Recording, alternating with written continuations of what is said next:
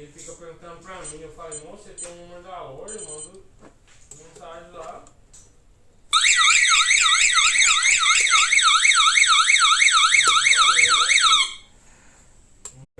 Um minuto depois. Depois ele vai gastar. Daí eu falei, mas vai dar dor de cabeça.